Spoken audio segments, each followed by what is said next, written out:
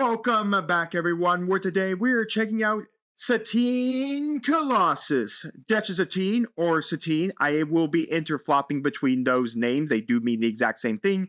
Is of course our new leader from Secrets of Power that states on our front side. Heal up to 2 damage from a unit. If you do, deal that much damage to your base. So a good thing about this leader is being in Vigilance and Heroic is all of the access we have to our Sentinels, which means we can heal our Sentinels while they're getting beaten down and our opponent is losing their guys, but we can heal that damage away from us, keeping our Sentinels very healthy.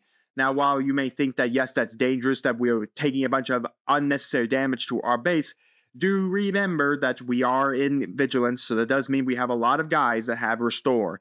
Anyway, she flips for 5 for 0-8, so no attack. Again, she was a pacifist of Mandalore. She disbelieved in utilizing guns or swords or anything like that. But anyways, she has Restore 4 on her backside. So she flips for 4, flips on 5, and she can Restore 4. Now again, as we talk about it, like what it really is the best base to play with this. There could be reasons to play a green base, a yellow base, a red base. In this case, I'm going to just straight up go the Colossus here and double color myself. Well, I know some people, I've always debated, is the Colossus good? Because you do lose out on that 6th card for your start of your turn, and there are better leaders that can really utilize that. For instance, Trench can utilize the Colossus really nice because Trench really doesn't care about losing that 5th card, since we are Trench most of the time is just a straight up just control strategy. So most of the time you'll use like I Am Your Father or anything like that to get cards into your hand, and you're not really overly caring about the use of that 6th card. But if really, you can always change this out. I think there are strategies of doing like a double, using a Force Blue base with Satine and having access to like Force units and having access like the Shatter Points ability with the Force, access to in their Warrior to gain back, health, access to the Plo Koon. So there are things you could do with this, but I've decided to go with the Colossus base for this deck. And we'll talk about one thing I really want to try with Satine and one reason I want to build Satine, and we'll talk about that later. As for our ground units, we have triple Chandelian Sponsor to Restore 2. Again, just really nice because we will need to be having the capability of restoring on our, we will need to be able to restore the health that we are taking from Satine. We have triple Quill because again, why we are not running him in a double aspect color, because we can access this. This is why I like the Colossus in the strategy, because Quill on attack, discard a card for your deck. If it shares an aspect with your base, return to your hand. The only card we're running out of aspect is one out of aspect, triple out of aspect card, but everything else is within aspect, so we'll be able to add those cards to our hand, so we're able to recur quite a good amount here.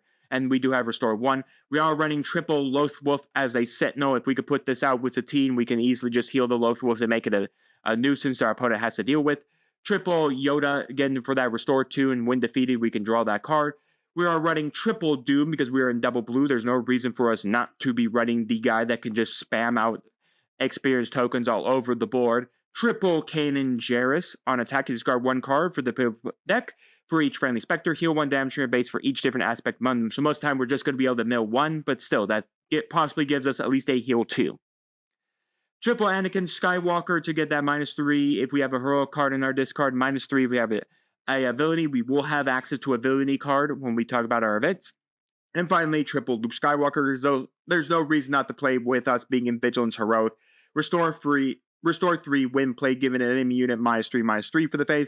If a friendly unit was defeated this phase, give an enemy unit -6/-6 for the phase instead. So again, it's just really good. Again, that Restore 3 is really nice. For our space, we're running triple Restored Arc 170 for that Restore 1, triple Concordon Interceptor to be a Sentinel, again, being able to heal off of that Satine is really nice. Also, as well as has the Mandalorian trait, as you can see, we'll talk about the Dark Saber down here. So that does mean we do have the ability to get this experience focus from the Dark Saber to Sabine's Masterpiece. This is actually another Spectre, so if we have them both out with Kanan Jarrus, that's really nice. But what we want is that blue ability, so if we have control a Vigilance unit, you heal 2 damage from our base, so that's really nice. And then finally, triple Coronet, which has the Mandalorian trait, which again is good for the Darksaber. Restore 1, and each other friendly unit gains Restore 1. So again, we could play this out with the Duchess, so that the Duchess has Restore 5, and then we can also have Restore on that as well. As for our one and only villainy card to run with Anakin Skywalker, we have triple Power of the Dark Side. We'll have to play this for a 5-drop for our turn, but still, I mean, the ability to just nuke off one guy for the turn is very nice. Double fail the dragon, triple takedown, triple vigilance, because again, we're running in double color. There's no reason we're not going to do this. Again, that mill and that heal are probably what we want to use the most, but we can use it to kill stuff as well. And even give Satine a shield token if we really want to. And then finally, one Rival's Fall to deal with anything that we know is complete nuisance, like leaders. And finally, triple Dark Saber. We can ignore the aspect penalty of this being in green because we have a Mandalorian unit. Mainly, we'll be attaching it to a Duchess Satine. And on attack, give an experience token to any other friendly Mandalorian unit. So we are able to give that to the Concordon Interceptor. We are capable of giving that to the Cornet so that we can buff both of these up while they're on the board, since we can't buff up Satine herself. Now, again, there are some things that you could put into this deck. Cassian Andor, size matters not. You could do Axe Wolves in here as well. I mean, there's a lot of different things you can really build with Satine double blue. And again, this is like my first draft of it. I could see people going with the Force blue base to have a whole bunch of use of with the Force. Again, like I said, there's size matters not, which turns a unit to a 5/5. So turning like a Sentinel Loaf Wolf into a 5/5 is really neat, because then you get stuff. Then you can make it even more of a nuisance. You could do even more things in here. Like I said, there's a lot you can do with when it comes down to like this style of deck strategy. But this is what I came up with. So let's take it to Carabas and see how well we do. Here we go, everybody. We got the Mandalorian, the Mando himself, as we start out, and we're going to have to mulligan. We did not get a turn 1 play, so mulligan away. That is the one problem with the Colossus. We potentially could have had a turn 1 play with the 6th draw, but we won't get that. We did get a turn 1 play. Okay, we got our turn 4 play as well. I think I value the takedown more than I value Kanan. Alright, so anyways, we're going to put out the Quill Hill. Anyways, the Mandalorian is, when you play an upgrade, you may exhaust this leader. If you do, exhaust an enemy unit 4 or less remaining HP. If you control 6 or more resources, deploy this card. 4/7, and again, when you play an upgrade, you may exhaust an enemy with 6 or less remaining HP. And we have the data vault here giving us 60 cards. We're just going to claim the initiative here because, again, we want to make sure we're going first here, as we see both a pack escort and an A-wing. This A-wing, I definitely is going to say, is definitely going to be seeing a lot of play in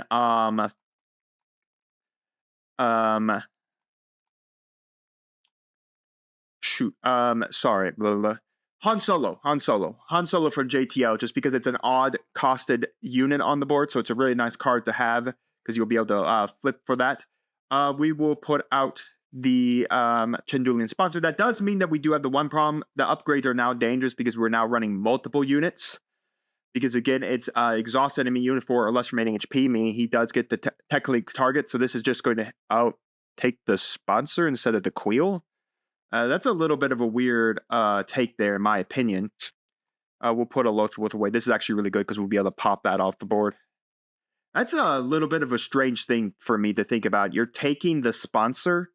The Quill is the more dangerous card. This is the card that physically allows me to constantly hit your base, restore 1, and take the top card of my deck, because most of my cards are going to be blue. Like I said, the only out-of-aspect cards we have in this deck are the Dark Sabers. And that's really it. So now we're going to go for Vigilance. We're going to defeat a guy, and I think we are going to discard 6 cards from our opponent's deck. Being a 60-card deck, I think that's good. Figure of Unity, a Falcon, R2, a Cartel Turncoat, Boshek. He's playing a lot of odd-costed cards, as we can see here. He's clearly just masquerading himself as, holy crap, what is with taking my sponsors? He's hit it again with one of these. Odd enough, I have a takedown for it, but still, it's a nuisance. Anyways, let's restore 1. Top card will be a Yoda. That's such a nuisance. Twice I've had my guy stolen from me. I mean, honestly, what's the reasoning just going right now for the Duchess just yet? I mean, why not? Well, I guess we could flip the Duchess and go Doom. We might as well throw out Doom. There's no reason not to throw him out. Yeah, it's so annoying. He's got 2 of these Sanctioner shuttles. He's playing a lot in space, and I get it. He wants to play upgrades, and all the GTL pilots pilot cards in the game are technically both a unit and a upgrade, so it actually does work for the Mandalorian here. So it's pretty nice. Again, we'll have the Duchess come out next turn. I mean, we do have the 𝐿𝐴𝐻 for when he flips. Now we're going to take with legal authority. Unit catches on your unit with less power than it. Ah, yes, sir. I think maybe next time we'll check about the power level on our A-Wing. Our A-Wing is 1. So I should have gone under this, but it has to be less power because it's not less than an equal. Yeah, attached unit catches an enemy non-leader unit with less power than it. So unfortunately, 2, 1, and 2 is not 2 and 2. They're not bigger, so we'll just go for the heal 4 there. So yeah, that was a definite misplay. The math was not mathing there apparently, because this is a 2 and a 2, and that's a 1. So here it would have actually worked, where you could have done the Mandalorian on that, and then you could have done legal authority. That actually does work for you. That actually is the way you should have actually done it. We'll put this away. We do not have any. By the way, not a single heroic card in our graveyard. So yeah, we do not have a single one. The bigger threat is the Mandalorian attached to that wolf pack escort. Again, he can attach an upgrade, by the way, but the problem is, again, he can't rest Duchess Satine, so there's not really much of a fear of that. We will go the Duchess into that. Heal back 4 again. Let's bring out the 𝐿𝐴𝐻 just in case he decides to flip. I would 100% like to protect the Lightmaker. Ew, the Lightmaker is now in the arena. Yeah, when defeated, choose an arena, exhaust each enemy unit in that arena. That has a raid 4 on it, by the way, so it swings for 7 on a 1 turn, which is nasty. And now there's an R2 on it. All right. He can trigger the effect. I don't know why he's triggering the effect. Nothing on this board state has 4 or less HP on it. We're just swinging on the base again. The Lightmaker is going to be... I'm going to have to hit it. Unfortunately, I'm just going to have to hit it. I just can't let that thing live right now. I mean, Anakin, what is Anakin going to do for me? Maybe it's the last thing we actually hit for the turn. We can survive the Lightmaker smash here for that because it's not actually a danger to us. We can go Satine, heal back 4. Like I said, I don't think right now it's like a danger to us. But like I said, my opponent should have definitely just flipped the Mandalorian there and swung over the 𝐿𝐴𝐻. He's wasting Ninnum. He gets to rest a guy, so he's going to rest. He's going to rest the 𝐿𝐴𝐻 because it still has that 4 power or less. Okay. Quill to deal the 4 damage, restore 1, draw the top. All right. We're now just going to go take down, kill off the Lightmaker. There's no reason for us not to do it anymore. It's the Lightmaker's attack is pointless at this because there's nothing the Lightmaker can threaten, so I'm just going to claim here. I mean, look at this board state. Just look at it. Yeah, he kills that off, sure. The Coronet is pretty funny to have in Sky. This is actually going to start helping us protect ourselves a little bit here.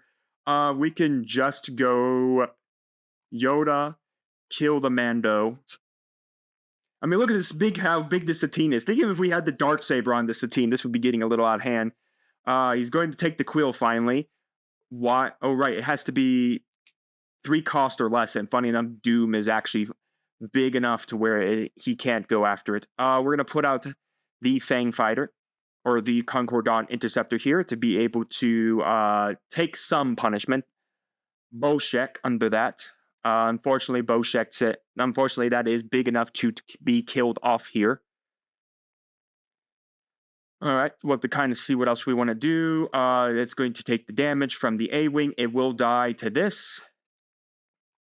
We'll hit the base for 2.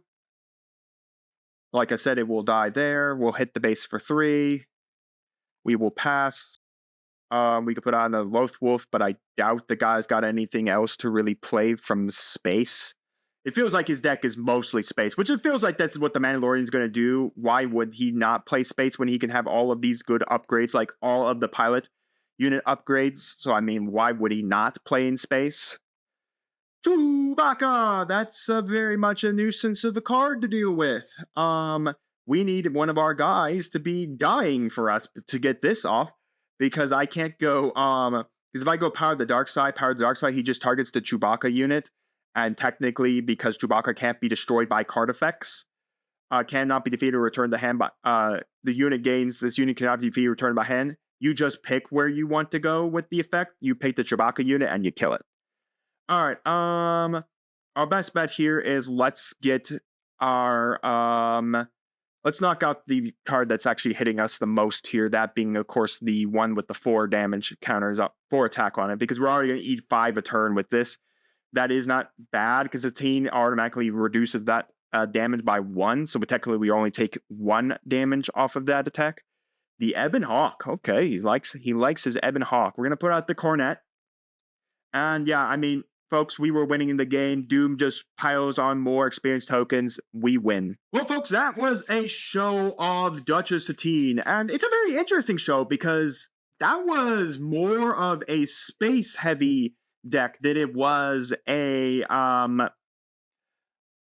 ground-based heavy deck, where we feel like we're more ground-based heavy than space-based. We got some good space, like we have our Concord Dawn Interceptors, we have our Cornets, the Beans, and Restored Arc 170, but our opponent definitely was more, and I think they definitely messed up. Like, the Legal Authority, there was nothing for that to target, even no matter which one you put it on, there was nothing Legal Authority could grab. And yeah, the capture mechanic was annoying. Multiple times, he failed to capture the proper card with the, when he played the shuttle, he should have been capturing the Queels, not the sponsor. Yeah, the sponsor restores 2. Yeah, that's fine, but the Queel's the more danger because I was just top of my cards. Like I said, we only miss 1 time with the Dark Saber. Even Power of the Dark Side can be added to my hand because it shares an aspect with my base. But yeah, I mean, also our opening hand wasn't great. Again, that's another discussion. Is the Colossus really all that good, or should we go down to the 30 health like a common base and get that 6th draw? Because I think maybe if we had the 6th draw, we would have been better. But nonetheless, there's a lot you can do, I think, with Satine. I think Double Blue is really the way to play her, because I think that gives you so much healing capacity, and it gets you a good amount of things. Like, it can get you the ability to use, like, Vigilance without any problems. I mean, there is the ability to go in with Rey. There's the ability to go in with, like, the Rey Legendary from Shadow of the Galaxy. You can go in with Bindu from Spark Rebellion. I mean, there's so many things. Heck, even in this strategy, you could run the Ezra Bridger from LOF that buffs the give an experience token on the attack to a Spectre or to a creature, so that you can give it like to the Loth Wolf and then pump up the Loth Wolf. You could also do like a Hera Syndulla pilot under here and pilot one of your spaceships like Sabine's Masterpiece and then be able to get restored there. Like I said, there is size matters not to give turn something 5/5, so you could turn a like a Loth Wolf into a 5/5, make it even bigger of a menace with Satine on her backside. There are funny decks with using the Satine Legendary from Twilight of the Republic to mill your opponent to death. If you're doing that, I would definitely say keep restocks in your deck 100% and make sure you have one in your hand at all times, because it's you and your opponent can tap any one of your guys and further cost mill your opponent. But yeah, there's a lot of stuff to really play with this deck. From what I got, this deck feels a lot of fun. And mainly I was just doing it because the Dark Saber can be put on Satine and she can break her entire rule of being a pacifist, and she swings around a Dark Saber, which of course is the saber she also died to, being watched by Obi-Wan Kenobi. I know, spoilers for the Clone Wars series, but everyone, the Clone Wars series has been quite old now. We should all know that one way Maul tried to break Obi-Wan Kenobi was by killing his previous lover in Satine. There's also cards in here we didn't even talk about. We didn't even put in Bo-Katan into this deck. Like, there's so much you can do with this deck. I think, like, this is a good bones for what we can do with this strategy. I think we'll just eventually need to see where those bones can lead us, or if we need to take more stuff out or do different things with this deck. But nonetheless, I want your thoughts, guys, down in the comments on the gameplay, on the deck. What are your thoughts on Satine? Are you guys going to try Satine? What would you put in your Satine deck? And all of that, as well as let me know anything I missed and I could have done better in the gameplay against that Mando Data Vault. And while you're commenting, do make sure to like the video, subscribe to the channel, and ring the bell so you can know when my videos go live for you. And we'll see you here next time on Mama Dragon's TCG.